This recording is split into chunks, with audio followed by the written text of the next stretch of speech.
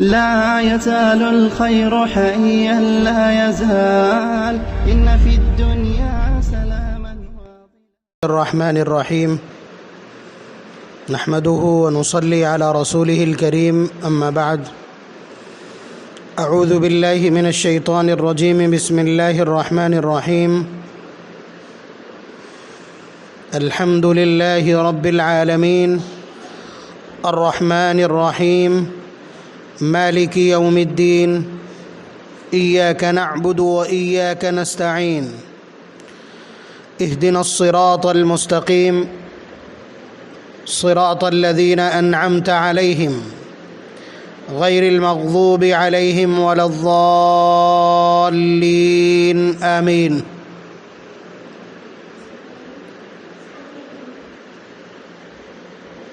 اللہ تبارک و تعالیٰ کا فضل اور اس کا احسان،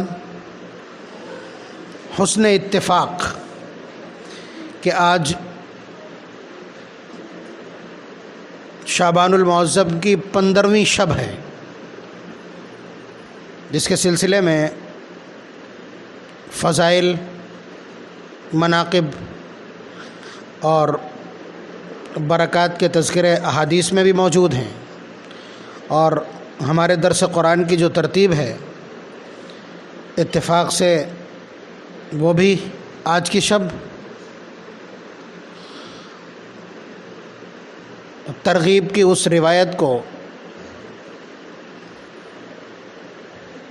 ہم اگر دیکھیں تو نبی اکرم صلی اللہ علیہ وسلم کا ارشاد اذا كانت ليلة النصف من شعبان فقوموا ليلها وصوموا يومها فإن الله تعالى ينزل فيها بغروب الشمس إلى السماء الدنيا، کہ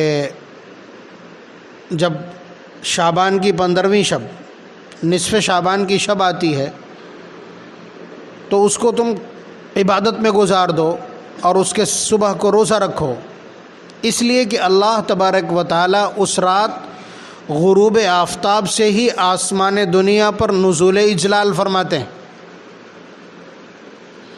یعنی اللہ تبارک و تعالی اس وقت آسمان دنیا پر ہیں اور خود ہم کو پکار رہے ہیں الا من مستغفر فاغفر، ہے کوئی گناہوں سے معافی چاہنے والا ہم اس کو معاف کر دیں، الا من مسترزق فارزق، ہے کوئی روزی روٹی کی اور تجارت اور معیشت کی گہار لگانے والا، کوئی سوال کرنے والا، ہم اس کو رزق عطا کر دیں، رزق کی فراوانی عطا کر دیں، الا من مبتلا فاعافی، ہے کوئی مبتلا مصیبت دکھوں کا مارا، مشکلات کا سامنا کرنے والا، مسائل سے دوچار، ہم کو پکارے ہم اسے عافیت عطا کر دیں۔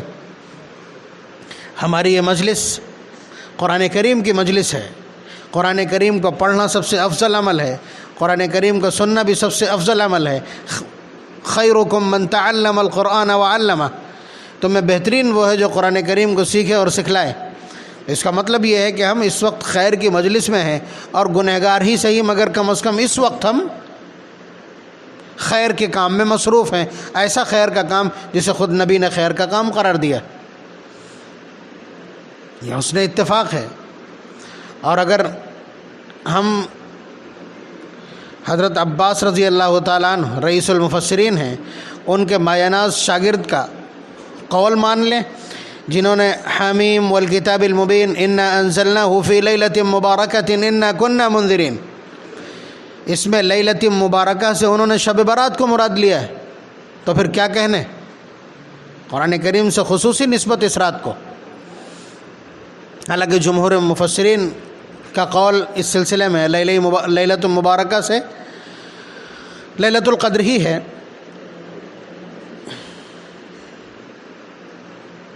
اب یہ تو آخر کے 2-4 منٹ میں ہم عرض کر دیں گے کہ آج کی رات کیا کیا جانا چاہیے۔ سب سے پہلے ابھی تک جو 3 مجلسیں اور 3 درس آپ نے سنے ہیں، اس میں وحی کیا ہے، وحی کی ضرورت کیوں پڑی ہے، اور قرآن کریم کیسے اترا ہے، کس طرح اترا ہے، کتنی مدت میں اترا ہے، اور کہاں کہاں اترا ہے، صورتوں کی تفصیل کیا ہے، بسم اللہ کی پوری تفصیل آپ کی خدمت میں آ چکی ہے۔ آج ہم انشاءاللہ سورہ فاتحہ کا آغاز کر رہے ہیں۔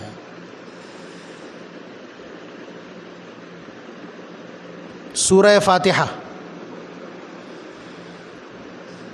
سورہ فاتحہ شروع کرنے والی سورت، یعنی قرآن کریم کا آغاز۔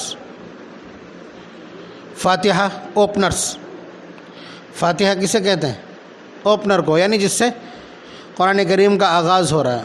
اس کا یہ سب سے مشہور نام ہے، حالانکہ اس کے اور بھی نام ہیں، مثلا ام الکتاب، یعنی اس پوری کتاب کی جڑ، اس کا سار، اس کا سارانش، اس کا خلاصہ، اس کا نچوڑ، یہ ام الکتاب کا مطلب ہے۔ اسی طرح ام القرآن، یہ بھی اس کا دوسرا نام ہے۔ اس کا ایک اور نام سورہ شفا ہے، سورہ شفا ہے۔ روایات یہاں تک ہیں کہ نبی اکرم صلی اللہ علیہ وسلم نے فرمایا کہ سورہ فاتحہ میں موت کے علاوہ ہر چیز سے شفا ہے۔ جو لوگ تعویذ بنانے والوں کے یہاں لائن لگاتے ہیں، ان کے لیے بڑی خبر یہ ہے کہ اگر چاہیں مختلف تعداد بتلائی ہے۔ سب سے زیادہ جو مفسرین نے یا اہل علم نے جو تعداد بتلائی کہ 7 مرتبہ اگر اس کو پڑھ کر کے پانی پر دم کر لیں، اپنے اوپر دم کر لیں، تو امید یہ ہے کہ تمام بیماریوں سے شفا مل جائے گی۔ لیکن یہ ساری چیزیں جو بیان کی جاتی ہیں، یہ برکت کی بنیاد پر ہیں، اور اللہ تبارک و تعالیٰ کے عمومی فیصلے اس سے وابستہ ہوتے ہیں۔ لیکن اس کا مطلب یہ نہیں ہے کہ ہم نے 7 مرتبہ پڑھا اور یہ ٹھیک ہی ہو جانا چاہیے۔ اللہ تعالیٰ نے اگر فیصلہ کر دیا اس کے مرنے کا یا بیمار رہنے کا، وہ ناراض ہیں کسی مسئلے میں، تو ظاہر سی بات ہے وہی ہوگا جو وہ چاہیں گے۔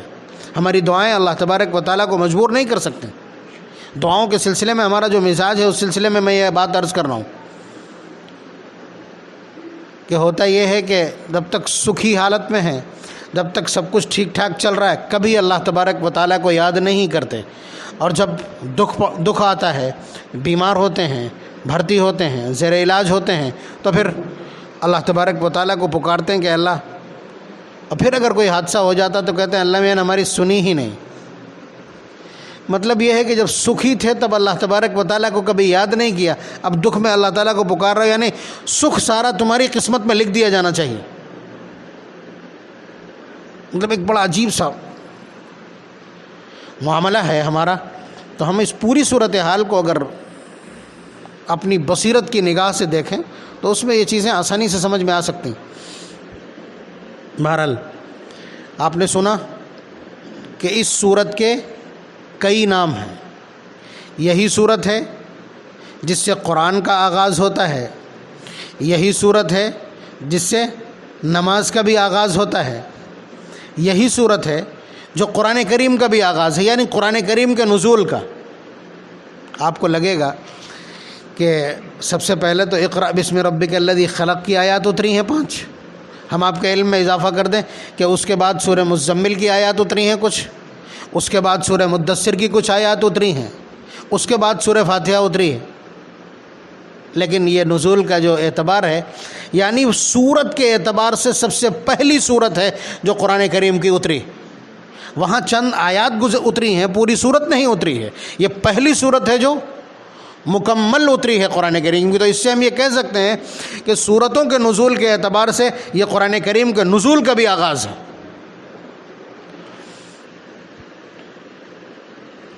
اس کے علاوہ اب انگریزی میں کیا کہتے ہیں متن کو، ٹیکسٹ، میرا خیال یہ پورے قرآن کریم کا ٹیکسٹ ہے۔ اس کے بعد جتنا بھی قرآن ہے وہ سارا کا سارا ڈسکرپشن ہے، سارا کا سارا اس کی وضاحت، تفصیل اور تشریح ہے، تفسیر ہے اس کی۔ یہ قرآن کریم کا متن ہے، اس لیے کہ قرآن جن مضامین کے اوپر مشتمل ہے، قرآن کریم جن سبجیکٹس کے اوپر حاوی ہے، یا جو مضامین جو سبجیکٹس اس کے اندر بیان کیے گئے ہیں، وہ سارے کے سارے یہاں موجود ہیں۔ ابھی ہم اپنی بساط کے مطابق اس کی تفصیل جب آپ کی خدمت میں عرض کریں گے تو آپ کو اندازہ ہو جائے گا۔ تو یہ قرآن کریم کا خلاصہ ہے۔ اللہ تبارک و تعالیٰ نے اس کے بعد جو سورت اتاری ہے، سورہ ہجر، پارہ نمبر 13 کی جو بالکل آخری سطر سے شروع ہوتی ہے وہ سورہ حجر ہے. اس میں اللہ تبارک و تعالیٰ نے احسان جتلایا ہے. یعنی ہم آپ کو کوئی قیمتی تحفہ دیں تو ہم کبھی آپ کو یاد دلا دیتے ہیں یار ہم نے تم کو اتنا قیمتی تحفہ دیا تھا, ذرا سنبھال کے رکھنا ہماری وہ نشانی, یا کچھ بھی کہتے ہیں اس طرح کی. تو اللہ تبارک و تعالیٰ عام طور سے اس طرح کی گفتگو اپنے نبی سے نہیں کرتے ہیں, مگر اللہ تعالیٰ فرما رہے ہیں اس سلسلے میں وَلَقَدْ آتَيْنَاكَ سَبْعًا مِّنَ الْمَثَانِي وَالْقُرْآنَ الْعَظِيمِ, کہ ہم نے آپ کو 7 مثانی عطا کی ہے. اس سورت کا ایک اور نام 7 مثانی ہے جو خود اللہ تبارک و تعالیٰ نے رکھا ہے. یہ نام اللہ تبارک و تعالیٰ نے رکھا ہے 7 مثانی. 7 مثانی کا مطلب ہے وہ 7 آیتیں جو بار بار پڑھی جاتی ہیں. دن بھر میں کتنی مرتبہ پڑھتے ہیں آپ؟ اگر نماز خود آپ پڑھیں تو بہت مرتبہ پڑھیں گے. اب آپ دیکھیے کہ اس کی اہمیت کتنی ہے اپنے مضمون کے اعتبار سے, اپنے خلاصے کے اعتبار سے, اور اپنی جامعیت کے اعتبار سے. اس کا کتنا بڑا مقام ہوگا کہ نماز کی ہر رکعت میں سورت تو بدل سکتی ہے, یہ نہیں بدل سکتی, یہ آپ کو پڑھنا ہی پڑھنا ہے. بلکہ یہ بات اتنی آگے تک پہنچ گئی ہے کہ امام ابو حنیفہ رحمۃ اللہ علیہ کی بات اگر چھوڑ دیں تو باقی ائمہ کے یہاں یہ فرض ہے, تمام رکعتوں میں اس کا پڑھنا فرض ہے. وہ تو یہ کہتے ہیں کہ امام پڑھ رہا ہے تب بھی آپ کو یہ پڑھنا ہے. ابھی ہم مسلک کی وضاحت نہیں کر رہے ہیں, دلائل کی وضاحت نہیں کر رہے ہیں, لیکن اس کو کتنا کمپلسری قرار دیا گیا ہے اور اس کو کتنا ضروری قرار دیا گیا ہے تلاوت کے اعتبار سے. تلاوت کے اعتبار سے کہ نبی اکرم صلی اللہ علیہ وسلم کے جو الفاظ ہیں لا صلاۃ الا بفاتحۃ الکتاب, کہ نماز ہو ہی نہیں سکتی بغیر فاتحۃ الکتاب کے پڑھیں. اب وہ دیگر مسائل ہیں, فاتحہ خلف الامام ایک بہت بڑا مسئلہ ہے اور اس کے اوپر ائمہ کے اختلافات ہیں, اور ہم لوگ بھی اس پر بہت ساری اپنی علمی قوتیں اور صلاحیتیں صرف کرتے ہیں اپنے اپنے مقام پر. لیکن آپ نے یہ دیکھا کہ اس کی اہمیت کی وجہ سے اللہ تبارک و تعالیٰ نے اس کو ہر بندے کے ذمے لازم قرار دے دیا ہے اس کی نماز میں. اگر یہ چھوٹی تو سجدہ سہو کرنا پڑے گا, اگر جان بوجھ کے چھوڑ دیا تو نماز ختم. یہ ہمارے یہاں کا مسئلہ ہے. باقی ائمہ کے یہاں مسئلہ اگر سورہ فاتحہ چھوٹی تو نماز ختم. ہمارے یہاں ترتیب یہ ہے کہ مطلق قرات فرض ہے, مطلب مطلق قرآن کریم پڑھنا فرض ہے, سورہ فاتحہ کا پڑھنا واجب ہے, سورت کا ملانا الگ واجب ہے. ان میں سے اگر الگ الگ کوئی چیز چھوٹتی ہے تو سجدہ سہو سے کور ہو جائے گا, دونوں چھوٹتی ہیں تو نماز ختم ہو جائے گی.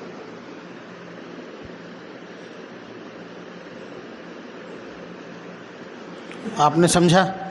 اب اس کو دیکھیے, آپ اس کے جو مضامین ہیں اللہ تبارک و تعالیٰ خود فرماتے ہیں کہ سورہ فاتحہ میرے اور بندے کے بیچ آدھی آدھی تقسیم ہے. میرے اور بندے کے بیچ آدھی آدھی تقسیم. آپ دیکھیے 7 آیتیں ہیں کلیہ, اور یہ 3.5 تقسیم ہے اللہ اور اس کے بندے کے بیچ. اللہ تعالیٰ اور اس کے بندے کے بیچ اس کو آدھو آدھ تقسیم کر دیا گیا. مثلا الحمدللہ رب العالمین الرحمن الرحیم مالک یوم الدین, یہ بندے کی طرف سے اظہار نیاز مندی ہے اپنے پالنہار کی بارگاہ میں. اس کے بعد ایاک نعبد, اے اللہ ہم تیری ہی عبادت کرتے ہیں, یہ بھی اظہار نیاز مندی ہے. ٹھیک ہے, وایاک نستعین, اب اللہ سے مانگنا شروع کر دیا کہ اللہ ہم تجھ سے ہی مدد طلب کرتے ہیں. یہ آدھا جو حصہ بعد والا ہے یہ ہمارا ہے, وہ پالنہار کا ہے. باقاعدہ اللہ تبارک و تعالیٰ جواب دیتے ہیں. جب بندہ کہتا ہے الحمدللہ رب العالمین تو اللہ تعالیٰ کہتے ہیں میرے بندے نے میری حمد کی. جب کہتا ہے الرحمن الرحیم تو اللہ تعالیٰ فرماتے ہیں میرے بندے نے میری تعریف کی. اور پھر جب اس کے بعد مالک یوم الدین, میرے بندے نے میری بزرگی اور میری عزت بیان کی, میرا شرف بیان کیا, اللہ تعالیٰ فرماتے ہیں. اور پھر اس کے بعد جب ایاک نعبد و ایاک نستعین ہم پڑھتے ہیں تو اللہ تعالیٰ کہتے ہیں یہ میرے بندے کے بیچ آدھی آدھی تقسیم ہے. اور پھر اس کے بعد فرماتے ہیں کہ جو کچھ میرا بندہ مانگے گا اب وہ اس کو ملے گا. مضمون سے پہلے پھر آپ دیکھیے اس کو کہ اللہ تبارک و تعالیٰ سے کس طرح مانگنا. ہم مجبور ہیں، آپ جانتے ہیں ہم مجبور ہیں اپنے آپ میں اللہ تبارک و تعالیٰ کی قدرت کے سامنے اور اس کے قابو، اس کی سطوت، اس کی سیطرت اور اس کی جو حکومت اور سلطنت ہے اس کے سامنے ہم نتمستک ہیں، ہم بے بس ہیں۔ ہم کو کچھ بھی چاہیے ہے تو اللہ تبارک و تعالیٰ کے سامنے ہم کو ہاتھ پھیلانا پڑتا ہے۔ بات آپ سمجھ رہے ہیں؟ اور نہ سمجھ میں آ رہی ہو تو اپنے گرد و پیش کا جائزہ لے لیں، آپ کو ملے گا کہ خود ڈاکٹر ہے اور اس کے باوجود بیمار ہو کر کے دم توڑ دیتا ہے۔ اس کا مطلب یہ ہے کہ اس کے ہاتھ میں کچھ نہیں تھا۔ خود میڈیکل پہ بیٹھا ہوا ہے اور دواؤں کے بیچ پورے دن بیٹھتا ہے اور اس کے بعد بیمار ہو جاتا ہے۔ چائلڈ اسپیشلسٹ ڈاکٹر ہے اور اس کا بچہ خود تڑپ کر کے اس کی گود میں جان دے دیتا ہے۔ آئل مل کا مالک ہے اور دال بغیر بگھری ہے، سبزی بغیر تیل کی ہے، صرف ابلی ہوئی استعمال کر رہا۔ شوگر مل کا مالک ہے لیکن چائے پھیکی ہے اس کی۔ خود اپنے آپ سامان لے کر کے آتا ہے، مٹھائی خرید کے لاتا ہے بچوں کے لیے، خود اپنے آپ شکر خرید کے لاتا ہے، خود اپنے آپ گھی خرید کے لاتا ہے، خود اپنے آپ گوشت خرید کے لاتا ہے، نہیں کھا سکتا۔ تو یہ تو بے بسی ہے ہماری، یہ ہماری بے بسی ہے۔ دسترخوان پر تک ہمارا بس نہیں ہے، جس کے بارے میں ہمیں لگتا ہے کہ ایسے لقمہ ڈالیں گے اور منہ میں رکھ لیں گے۔ بیریکیڈنگ کی ہوئی ہے، اور وہ بھی ڈاکٹر نے، براہ راست اللہ تبارک و تعالیٰ نے منع بھی نہیں کیا۔ یعنی وہ صرف اپنے وسائل کو، اپنے ریسورسز کو اگر کلک کر دیں گے تو آپ چاروں خانے چت ہو جاؤ گے۔ چاہے جائے کہ اللہ تبارک و تعالیٰ فرشتوں کے ذریعے سے چیخ مروائیں اور اس کے بعد ختم کر دیں، یا پتھر پھینکوا کر کے تباہ کر دیں۔ اگر وہ وسائل استعمال کریں گے تو پوری کائنات تہس نہس ہو جاتی۔ تو یہ تو اللہ تبارک و تعالیٰ کا اصل روپ ہے، اللہ تبارک و تعالیٰ کی قدرت کا اصل تعارف ہے۔ تو اس کا مطلب یہ ہے کہ ہمیں اللہ تبارک و تعالیٰ کے سامنے ہر وقت گھٹنوں کے بل رہنا چاہیے، یہی ہماری بادشاہت ہے۔ جھکا ہوا سر، یہی ہماری سربلندی، اور اس کی بارگاہ میں گھٹنے ٹیک دینا یہی سربلندی ہے، اور یہی اپنے انجام کو پہنچنا ہے، اور یہی رفعت شان ہے ہماری۔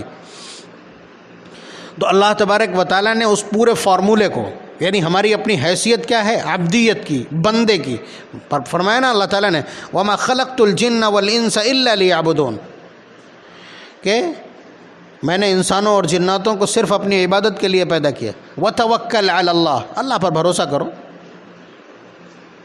حسبنا اللہ ونعم الوکیل، اللہ ہمارے لیے کافی اور وہ بہترین کارساز ہے۔ یہ جو جملے ہیں اس طرح کے، یہ بتلا رہے ہیں کہ جتنی ڈیپینڈنس آپ کی بڑھے گی، جتنا انحصار اللہ کی ذات پہ بڑھے گا، جتنا توکل اللہ تبارک و تعالیٰ کی ذات پر بڑھے گا، آپ کا قد بھی اتنا ہی بڑھتا چلا جائے گا، اور اس کے علاوہ وسائل بھی اتنے ہی آسان ہوتے چلے جائیں گے۔ ایک جھلک اور ایک نگاہ ڈالیے حضرات صحابہ کرام پر کہ وہ اللہ تبارک و تعالیٰ کی ذات پر کتنا انحصار کرتے ہیں۔ انہیں معلوم ہے کہ سمندر ڈبو دیتا ہے، پانی غرق کر دیتا ہے، اور پانی کی گہرائی جان لے لیا کرتی ہے، لیکن انہیں یہ معلوم ہے کہ وہ اپنے پالنہار پر کتنا انحصار کرتے ہیں، اور پھر دندناتے ہوئے، رونتے ہوئے سمندروں کو نکل جاتے ہیں، اور اتنی مجال نہیں ہے پانی کی کہ وہ جوتے کے تلووں تک کو بھگا سکے۔ وہ جب چاہتے ہیں جنگلوں میں ایک آواز دیتے ہیں، سارا جنگل خالی ہو جاتا ہے۔ وہ جب چاہتے ہیں اللہ تبارک و تعالیٰ سے پانی کی فریاد کرتے ہیں، زمین شق ہوتی ہے اور چشمے ابلنے لگتے ہیں۔ وہ جب چاہتے ہیں اپنے کھیتوں اور اپنے باغات کو سیراب کرنے کے لیے 2 رکعت نماز پڑھ کے اپنے پالنہار کے سامنے ہاتھ اٹھاتے ہیں، اور بادل آسمانوں پہ موجود نہ ہو، اللہ تبارک و تعالیٰ اپنے حکم کن سے پیدا کر کے اور اس کے بعد ان کے باغات کو سیراب کرتے ہیں۔ ایک نہیں دسیوں واقعات اس طرح کے آپ کو صحابہ کرام رضوان اللہ علیہم اجمعین کی سیرت میں مل جائیں گے۔ تو جتنا انحصار بڑھے گا اتنا ہی ہمارا قد بھی بڑھے گا، ہماری پہنچ بھی بڑھے گی، ہماری رسائی بھی بڑھے گی، اللہ تبارک و تعالیٰ کی بارگاہ میں ہماری سنوائی اور ہماری رفعت اور بلندی اتنی ہی یقینی بن جائے گی۔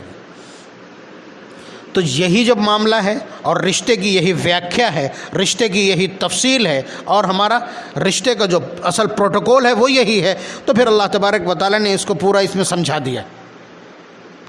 دیکھیے سوال کرنے کا طریقہ کیا ہے۔ کوئی فقیر کسی سے جب مانگتا ہے تو چاہے پھٹیچر حال ہو، اسے معلوم ہے کہ یہ کنگال ہے، کنگال ہوگا، لیکن معلوم ہے کیا کہتا ہے؟ بابو جی۔ آپ سمجھ رہے ہیں؟ بابو جی کا لفظ ایک بڑا لفظ ہے نا، جو باوقار شخصیات کے لیے استعمال ہوتا ہے۔ یہ اب تو ختم ہو گیا اس کا چلن، ورنہ جو آدمی سوٹ بوٹ پہنے اس کو کیا کہا جاتا تھا؟ بابو جی۔ اسی لیے ماں باپ آج بھی اپنے چھوٹے چھوٹے بچوں کو پیار سے کیا کہتے ہیں؟ یہی لفظ استعمال کرتے ہیں۔ پیار کا بھی لفظ ہے، اکرام کا بھی لفظ ہے، محبت نیچھاور کرنے کا بھی لفظ ہے۔ تو آپ اندازہ کیجئے کہ ایک فقیر جب کسی سے سوال کرتا ہے تو بابو جی کہتا ہے، یا اس کے علاوہ اور شیخ صاحب، فلاں صاحب، فلاں صاحب، الگ الگ تہذیبوں کے الگ الگ لفظ وہ لوگ جانتے ہیں اور استعمال کر لیتے ہیں۔ اور جب تعریف کر دے تو پھر اس کے بعد آپ کا دل بھی پسیج جاتا ہے اور آپ کا دینے کو جی چاہتا ہے۔ اور کسی آدمی کے سوال میں اگر دم نہ ہو تو پھر آپ کو دقت لگتی ہے، آپ کو غصہ بھی آتا ہے۔ تو نبی اکرم صلی اللہ علیہ وسلم کو اللہ تبارک و تعالیٰ نے یہ ادب سکھلایا کہ اللہ تبارک و تعالیٰ کی بارگاہ میں کنیکشن قائم کرنے کے لیے، یا اللہ تبارک و تعالیٰ کے ساتھ کنیکٹیوٹی کلیئر کرنے کے لیے یہ طریقہ ہے۔ دیکھیے، الحمدللہ رب العالمین، تمام تعریفیں اس معبود کے لیے جو جہانوں کا پالنہار ہے۔ یہ اللہ تعالیٰ سے مخاطب ہیں۔ اور پھر اس کے بعد کیا کہا؟ الرحمن الرحیم، جو بڑا مہربان نہایت رحم کرنے والا ہے۔ مالک یوم الدین، جو مالک ہے روز جزا کا۔ ایاک نعبد، اے اللہ ہم تیری ہی عبادت کرتے ہیں اور تجھ سے ہی مدد طلب کرتے ہیں۔ یہاں تک اللہ تبارک و تعالیٰ کی تعریف اور حمد و ثنا۔ اب پھر اس کے بعد کھٹ سے اپنا سوال رکھ دیا، کائنات کا سب سے قیمتی سوال، ہماری زندگی کا سب سے قیمتی سوال، اہدنا الصراط المستقیم، ہمیں سیدھے راستے کی ہدایت عنایت کر دیجیے۔ آپ دیکھ رہے ہیں کہ اللہ تبارک و تعالیٰ کی پہلے بلا کی حمد و ثنا کی اور پھر اس کے بعد اپنا سوال رکھا۔ تو سوال کرنے کا طریقہ کیا ہوا؟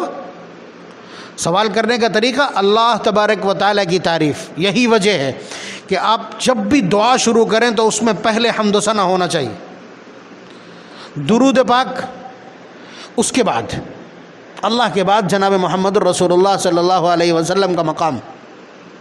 آپ سمجھ رہے ہیں؟ دیکھا سنا نہیں آپ نے کبھی جب دعا کرتے ہیں الحمدللہ رب العالمین پہلے کہہ دیا، اس کے بعد اللہم صلی علی سیدنا وعلی آل سیدنا و مولانا محمد وبارک وسلم۔ یہ دعا کا دستور ہے۔ آپ حمد و ثنا کریں گے، اللہ تبارک و تعالی آپ کی طرف متوجہ ہو جائیں گے۔ یہ دعا کا طریقہ ہے۔ یا اسی طرح سے کوئی بات شروع کرنی، ہم نے دیکھا کچھ لوگوں کو، جماعتوں کو باقاعدہ کھڑے ہوتے ہیں، درود شریف سے شروع کر دیا انہوں نے، نہیں، حمد سے شروع ہونا۔ کسی بھی عالم کو آپ کبھی بھی اپنی تقریر، اپنی گفتگو حمد کے علاوہ کسی چیز سے شروع کرتے نہیں سنیں گے۔ ابھی میں نے کیا پڑھا تھا؟ نحمدہ ونصلی علی رسولہ الکریم، کہ میں تعریف کرتا ہوں اس کی، یعنی اپنے پروردگار کی، ونصلی، اور درود بھیجتا ہوں اس کے بابرکت اور کرم والے رسول پر۔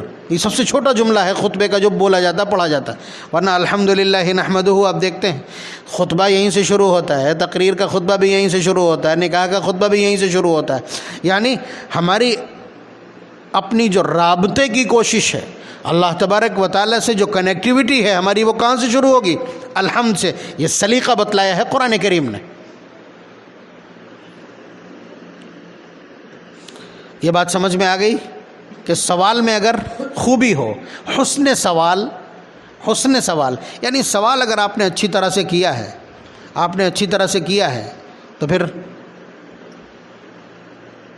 انشاءاللہ جواب بھی مکمل ہو جائے گا۔ یہی وجہ ہے کہ اللہ تبارک و تعالیٰ نے خود بتلا دیا، نبی اکرم صلی اللہ علیہ وسلم نے کئی روایت میں اس مضمون کو دہرایا کہ اللہ تبارک و تعالیٰ جب بندہ سورہ فاتحہ پڑھتا ہے الحمدللہ رب العالمین، تو اللہ تعالیٰ یہ جواب دیتے ہیں، الرحمن الرحیم پہ یہ جواب دیتے ہیں، مالک یوم الدین پہ یہ جواب دیتے ہیں، ایاک نعبد و ایاک نستعین پر یہ جواب دیتے ہیں۔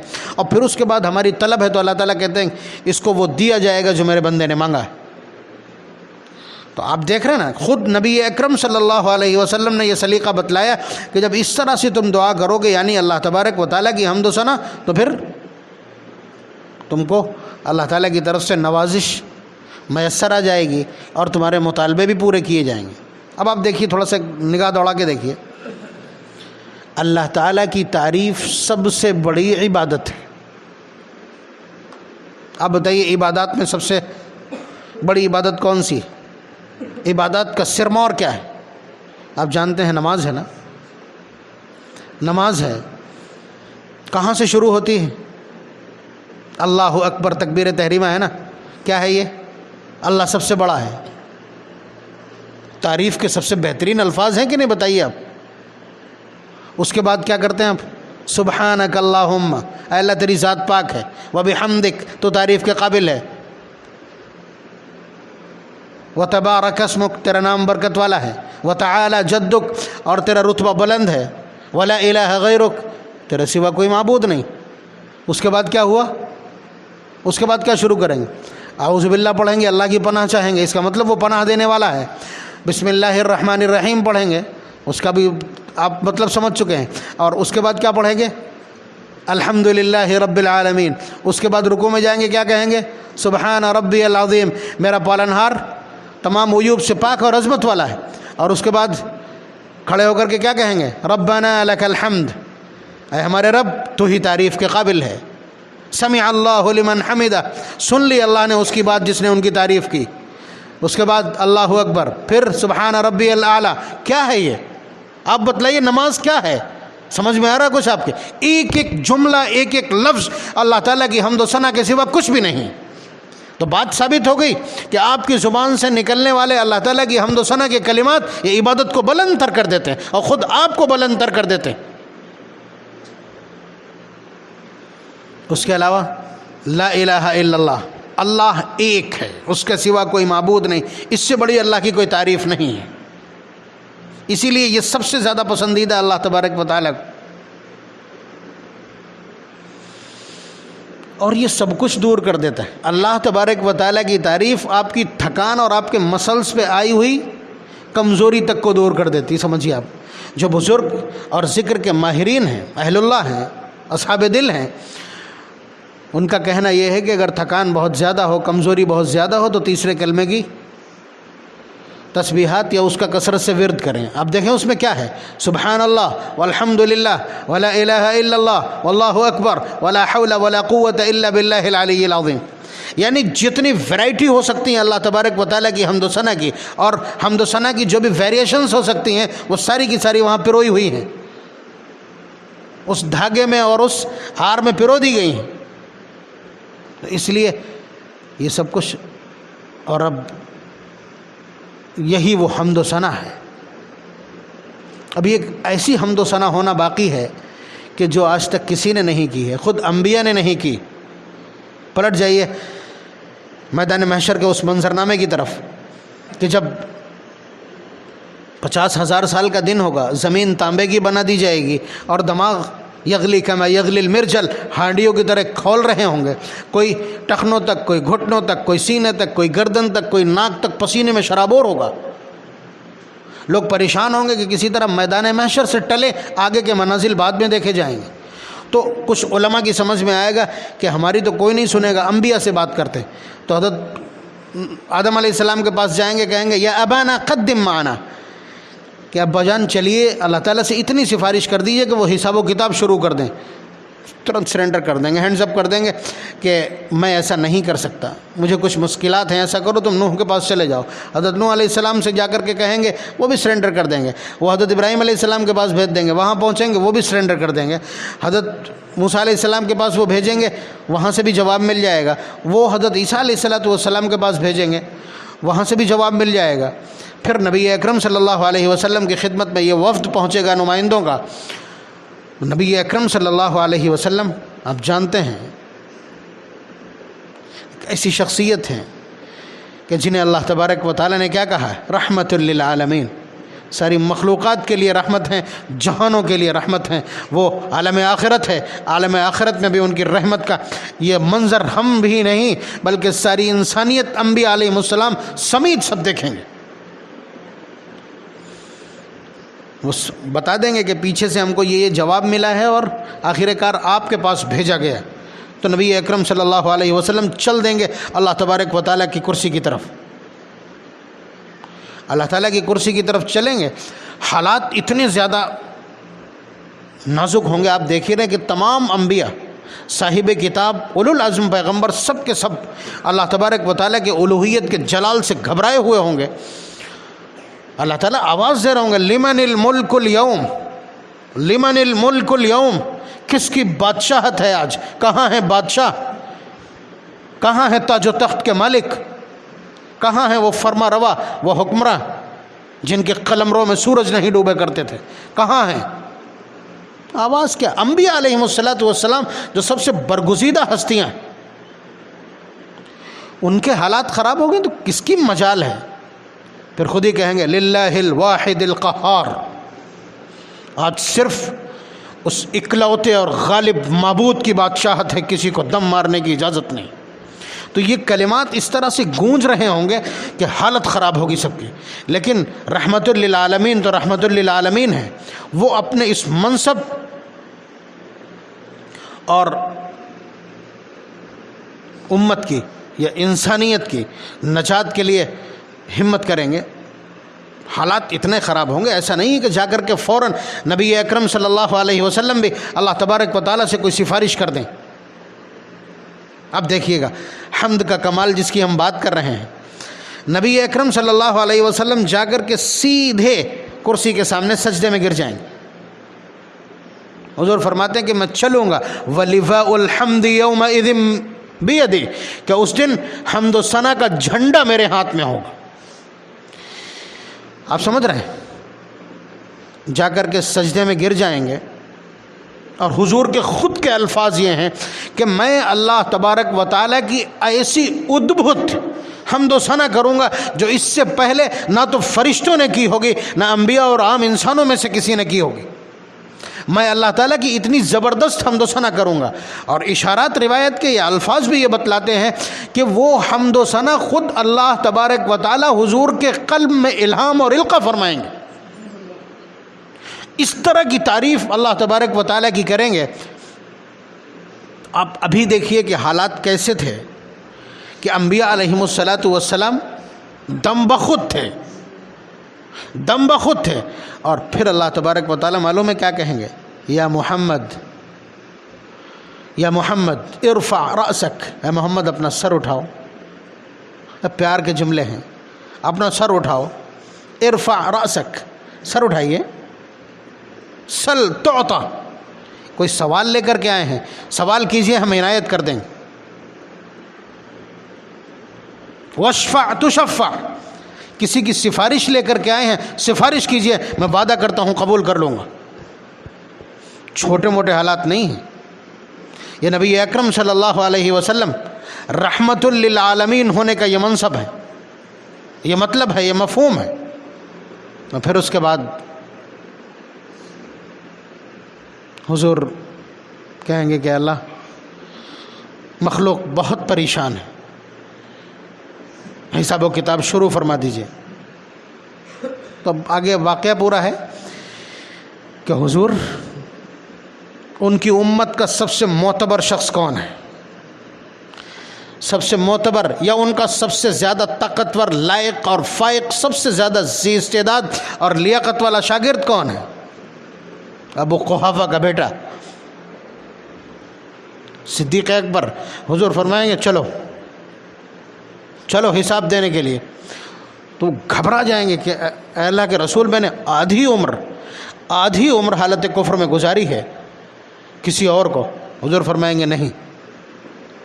تو استاد جانتا ہے نا قابلیت کتنی ہے شاگرد میں، اور وہ بھی کیا ہیں، وہ تو سایہ ہیں نبی اکرم صلی اللہ علیہ وسلم کا، ایک خوبصورت عکس ہے سیرت نبوت کا۔ وہ کھٹ سے جا کر کے وہی کریں گے جو حضور ابھی تھوڑی دیر پہلے کر چکے ہیں، جا کے سجدے میں گر جائیں گے، تو اللہ تبارک و تعالیٰ ان کے ساتھ بھی وہی معاملہ فرمائیں گے، جائیے۔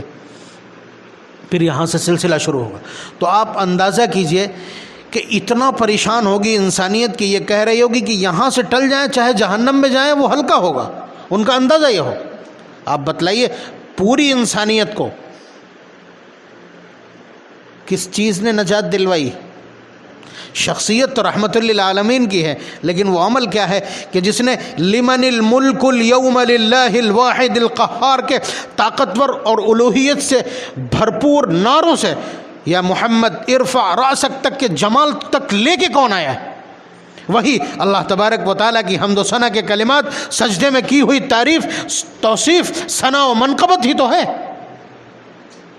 تو یہ راز ہے اس بات کا کہ اگر لگے کسی کو کہ اس کا پالنہار اس سے ناراض ہے، اور اس کو سمجھنا بہت آسان کہ جب آپ کی دعائیں کام نہ کریں، جب تعویذ کام نہ کرے، جب جگاڑیں کام نہ کریں، جب وسائل بے اثر ہو جائیں، جب ریسورسز بالکل بے نتیجہ دکھائی دینے لگیں، سمجھ لیجئے کہ ان کی گرفت ہے۔ بہت آسان ہے۔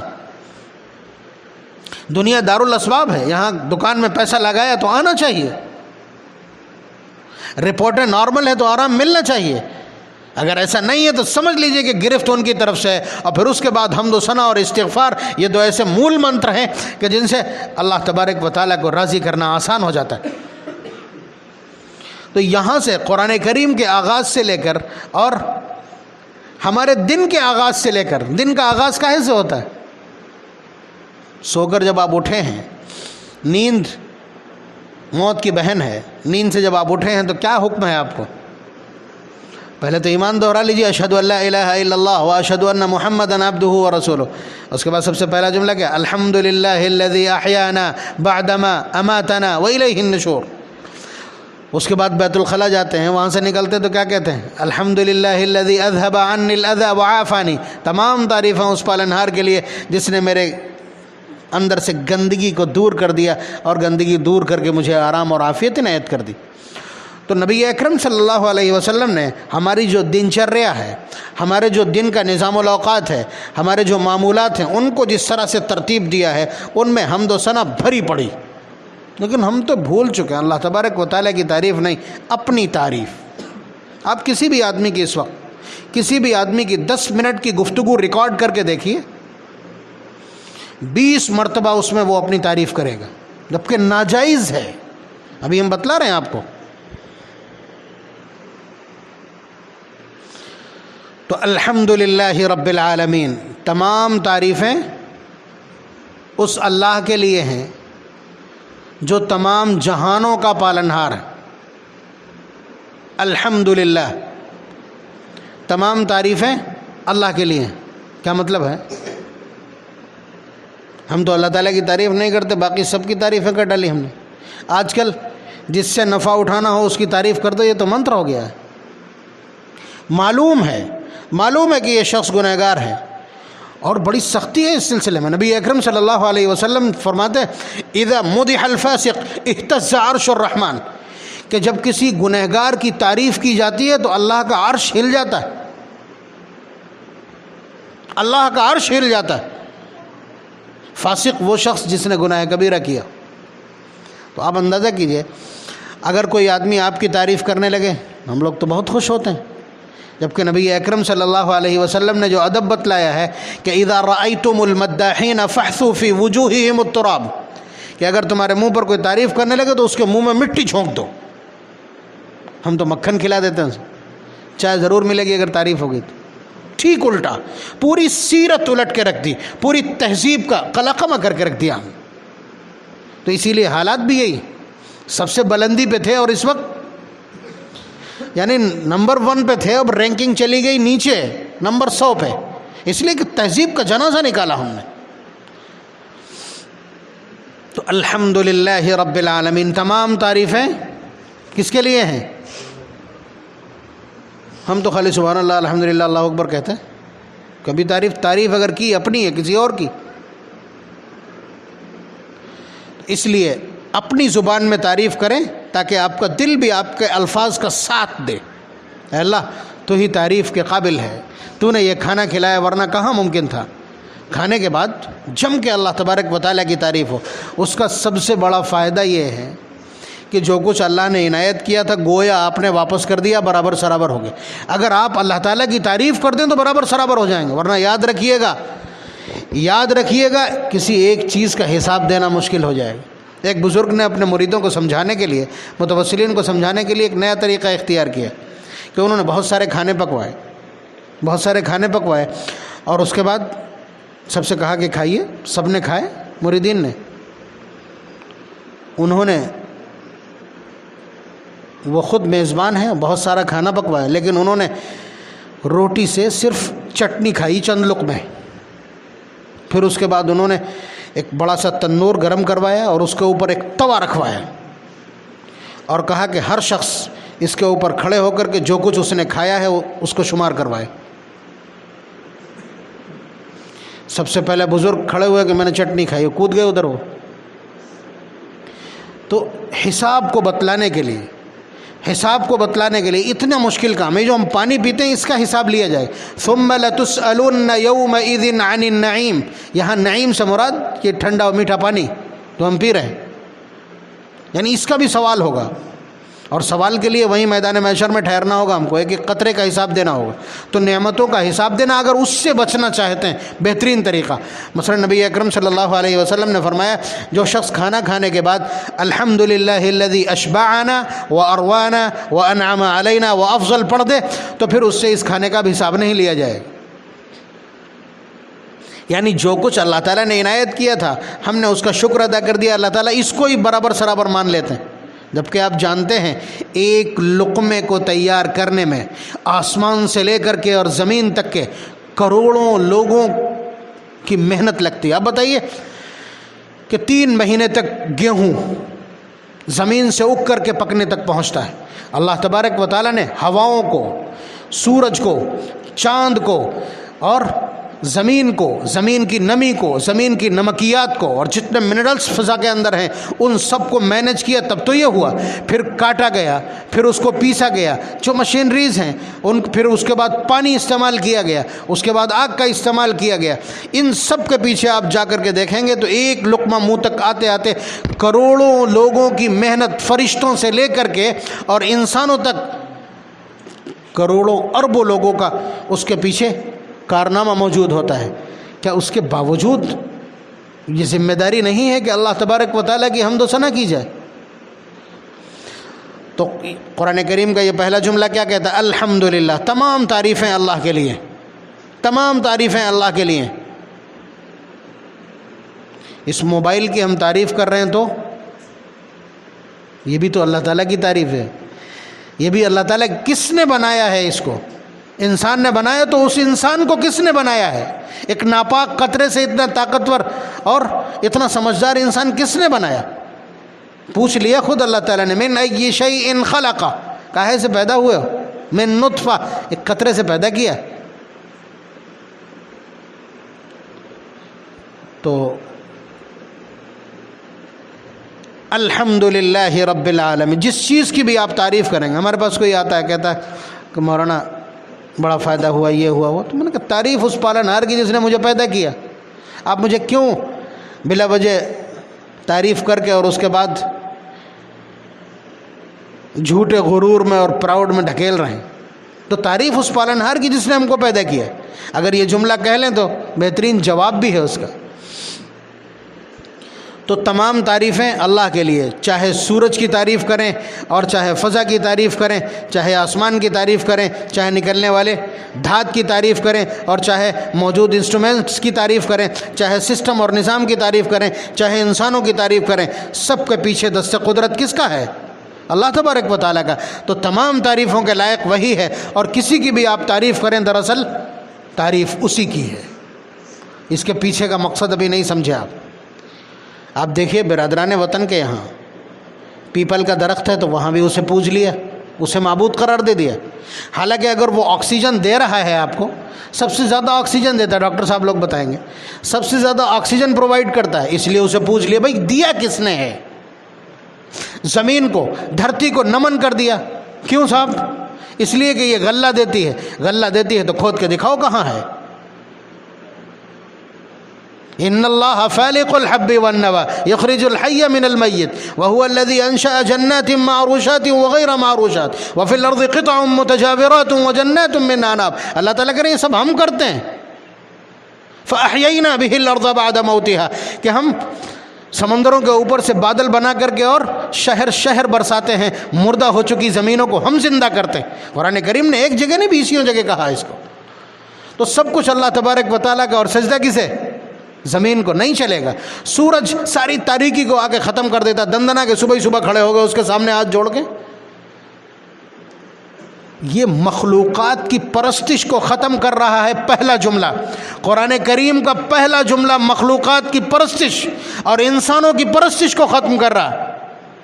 پائیں لا گئے, جھک گئے کسی کے سامنے, یہ سب کیا ہے؟ یہ انسانوں کی پرستش. یہ آیا کہاں سے ہے؟ الحمدللہ رب العالمین. بہت سائلنٹ میسج ہے کہ اللہ کے سوا کوئی تعریف کے قابل نہیں. جب سب اس کے محتاج ہیں تو صرف اسی کی تعریف اور اسی کی عبادت ہونا چاہیے یا نہیں؟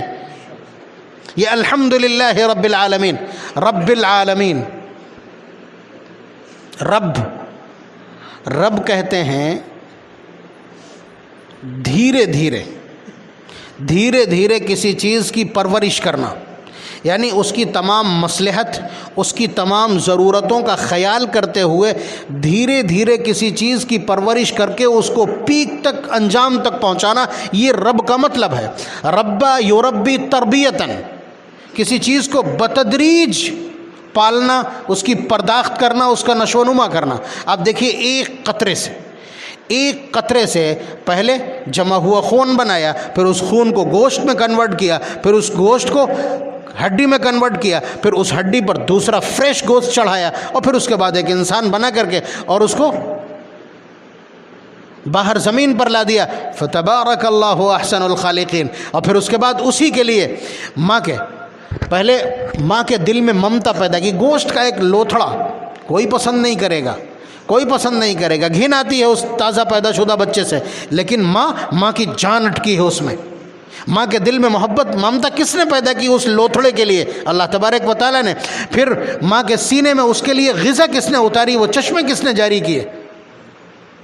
اور گرمی میں اس کو ٹھنڈا اور سردی میں اسے گرم, اس کو جتنے منرلز کی ضرورت ہے, چاہے وہ شوگر ہو اور چاہے وہ آئرن ہو اور چاہے وہ فولاد ہو, چاہے وہ کیلشیم ہو, ساری چیزیں کون مینج کرتا ہے اس خوراک میں؟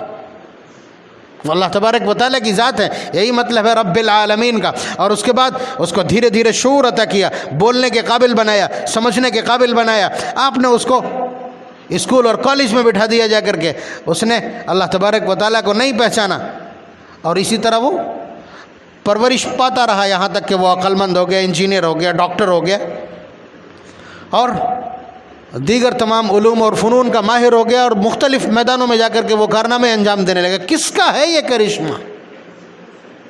رب العالمین. اور یہ صرف ایک انسان کو نہیں, وہ سب کی پرورش کرتے. بھینس کی پرورش کون کر رہا ہے؟ یہ درخت جو اتنے بڑے بڑے کھڑے ہیں, ان کی پرورش کون کرتا ہے؟ ان کی آخری سرے پر موجود پتی تک نمی, پانی اور گرمی اور تپش کون پہنچاتا ہے؟ یہ رب العالمین, جہانوں کے پالنہار. اور یہ تو بہت چھوٹا سا, آپ اگر یہ کہنے لگے کہ عالمین پیلورل ہے, بہووچن ہے, جمع ہے, تو کیا بہت سارے عالم ہیں؟ جی ہاں, ایک عالم تو یہ ہے کہ جو مشرق سے مغرب تک, شمال سے جنوب تک آپ کو نظر آ رہا ہے. اس کے بعد یہ اتنا بڑا خلا, لاکھوں مائل کے ڈسٹینس کے اوپر یہ سورج, اس بیچ کا جو خلا ہے, یہاں مخلوقات ہیں کہ نہیں ہیں؟ زندگی کے اثرات دکھائی پڑ رہے ہیں. اوپر کیسی مخلوقات ہیں؟ جیسی فضا ہے اوپر کی, ویسے ہی ان کا مزاج ہوگا. غرضے کہ ایک نہیں. حضرت ابو سعید خدری رضی اللہ تعالیٰ عنہ کا ارشاد تو یہ ہے کہ عالم 40,000 ہیں. اس کے علاوہ ایک اور اسلامک فلاسفر کے الفاظ یہ ہیں کہ اس عالم 80,000 ہیں. ایک اور قول یہ ہے کہ عالم انگنت ہیں. تو رب العالمین, اللہ تبارک و تعالیٰ کی پرورش کا یہ نظام سب کے ساتھ جاری اور ساری. ماں کے رحم سے لے کر کے اور خلاؤں تک جتنے بھی جاندار موجود ہیں, سب کی پرورش اللہ تبارک و تعالیٰ کر رہے ہیں. اور پھر مخلوقات تو مختلف ہیں, کچھ جمادات ہیں, کچھ نباتات ہیں, اور کچھ حیوانات ہیں. سب میں الگ الگ قسم کی صلاحیتیں ہیں. جن میں جس طرح کی صلاحیتیں ہیں ان کے ساتھ اللہ تبارک و تعالیٰ کا وہی برتاؤ, وہی ذمہ داریاں ہیں. تو آج آپ نے کیا سنا؟ الحمدللہ رب العالمین. تمام تعریفیں اس اللہ کے لیے جو جہانوں کا پالنہار ہے. یہ احساس آپ کے دل میں ہر وقت رہنا چاہیے. اس جملے کے ساتھ یہ احساس ہو, ان الفاظ کا ساتھ آپ کے احساس اور آپ کے ریلائزیشنز دیں، اس لیے کہ اللہ تبارک و تعالیٰ نے سب سے پہلے ہم کو حضرت آدم علیہ السلام کے جسم پر چھوٹے چھوٹے دانوں کی شکل میں پیدا کر کے اور وہیں ہم سے یہ پوچھا تھا الست بربکم، کیا میں تمہارا پالنہار نہیں ہوں؟ اللہ تعالیٰ نے حضرت آدم علیہ السلام کو پیدا کیا، اس کے بعد ہاتھ پھیر دیا یا تصرف کیا تو چھوٹے چھوٹے دانے ابھرے، پیچھے سیاہ دانے، آگے چمکدار دانے۔ تو ان سے فرمایا کہ آدم یہ تمہاری ذریت، قیامت تک جو لوگ تمہاری صلب سے اور انسانوں میں پیدا ہوں گے وہ سارے کے سارے یہاں موجود۔ تو اللہ تعالیٰ نے پوچھا تھا الست بربکم، کیا میں تمہارا پالنہار نہیں ہوں؟ تو سب سے پہلے جناب محمد الرسول اللہ صلی اللہ علیہ وسلم کا جواب پہنچا تھا بلا۔ پھر ساری انسانیت نے جواب دیا۔ بہت سے ایسے لوگ ہیں کہ جن کو وہ جواب دینا یاد ہے، حالانکہ وہ اسی انسانی شکل میں نہیں تھے، انہیں یاد۔ امام غزالی رحمۃ اللہ علیہ کا دعویٰ یہ ہے کہ میں نے جواب دیا تھا عہد الست میں، مجھے یاد ہے، یہ عہد الست کہلاتا ہے۔ قرآن کریم پارہ نمبر 9 میں اس کا تذکرہ وَإِذْ أَخَذَ رَبُّكَ مِنْ بَنِي آدَمَ مِنْ ظُهُورِهِمْ ذُرِّيَّتَهُمْ وَأَشْهَدَهُمْ عَلَىٰ أَنفُسِهِمْ أَلَسْتُ بِرَبِّكُمْ قَالُوا بَلَىٰ، یعنی سب یہ کہہ کے آئیں کہ ہاں ہمارے آپ پالنہار ہیں۔ اس کے بعد سوئی چومنے کا کیا مطلب ہے؟ اس کے بعد کارچوب کی یہ لکڑی اور یہ تختیاں چومنے کا کیا مطلب ہے؟ اس کے بعد اوزار کو دودھ سے دھلنے کا کیا مطلب ہے؟ اس کے بعد یہ بوہنی کے پیسے چومنے کا کیا مطلب ہے؟ اس کے بعد یہ دکان کا شٹر یا ترازو چومنے کا کیا مطلب ہے؟ سلائی مشین کو اگر پیر لگ جائے، ٹھوکر لگ جائے تو چومنا شروع کر دیتے۔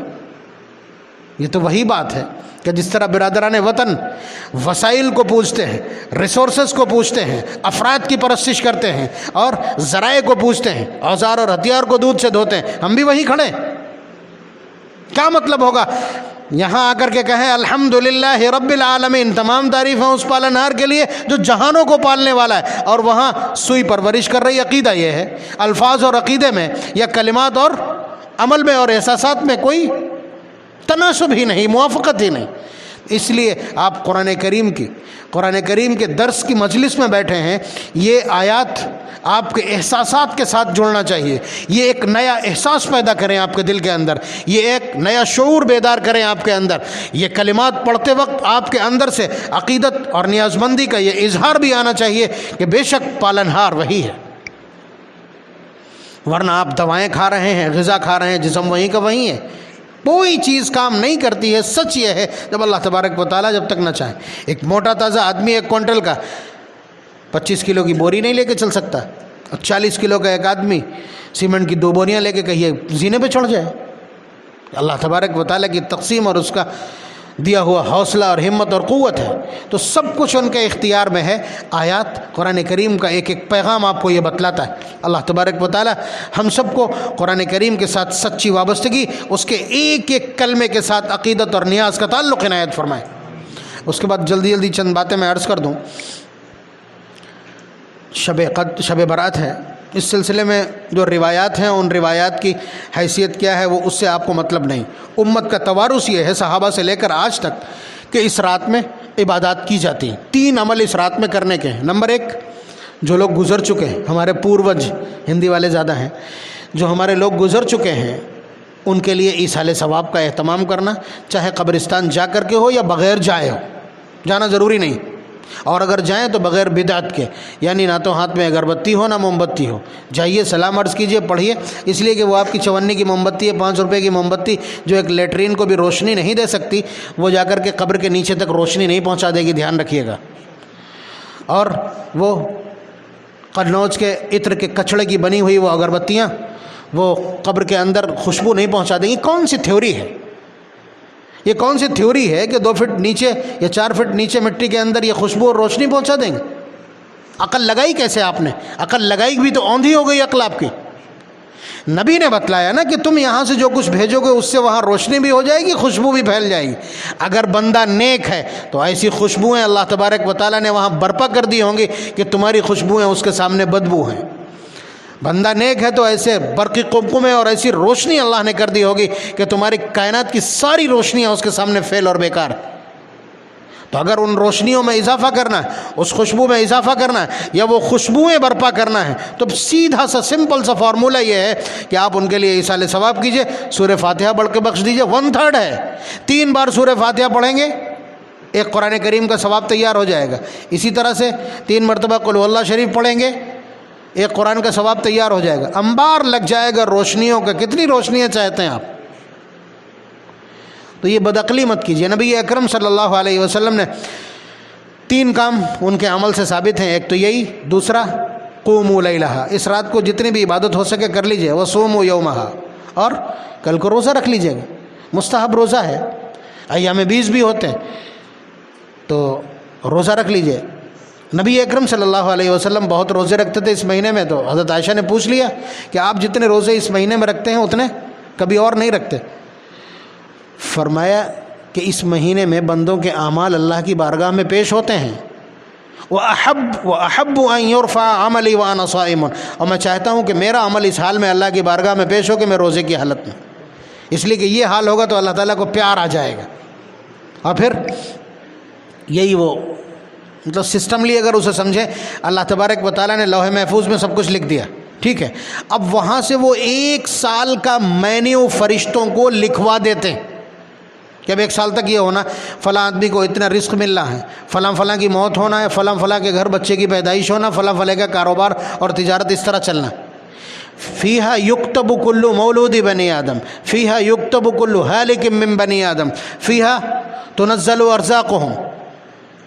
یعنی اسی میں رزق طے کیا جاتا ہے. تو جو لوگ تعویذ والوں کے پاس مارے پھر رہے ہیں کہ بچے نہیں ہیں، اور جو مزارات پہ جا کر کے جالیوں میں پنیاں باندھ رہے ہیں یا دھاگے باندھ رہے ہیں یا چادریں اور منتیں مانگ رہے ہیں، اس رات پہ محنت کر لینا. وہ طے نہیں کریں گے تو کوئی نہیں دے سکے گا. یاد رکھیے، الا لہ الحکم والامر، انہی کا حکم چلتا ہے اور وہی فیصلے لیتے ہیں. یفعل ما یشاء، وہ جو چاہتے ہیں کرتے ہیں. یخلق ما یشاء و یختار، جو وہ چاہتے ہیں وہ پیدا کرتے ہیں، جس کو چاہتے ہیں مختار اور پسندیدہ بنا دیتے ہیں. یہ قرآن کریم کے پیغامات ہیں. اس لیے اگر محنت کرنی ہو تو اس رات، کاروبار چلوانا ہو تو اس رات. اگاہی پہ پیسے لے کر کے لگانے سے کچھ نہیں ہوگا. اس رات اگر اللہ تعالیٰ طے کر دیں گے کہ اس بندے کا رزق اگلے 1 سال کے لیے وسیع کر دیا جائے تو ہو جائے گا. تو جتنی محنت کرنا ہے آج کریں نا. فیصلے پہ اثر انداز ہونے والی رات یہ ہے. اللہ تبارک و تعالیٰ ہم سب کو عمل کی توفیق نصیب فرمائے. الحمدللہ.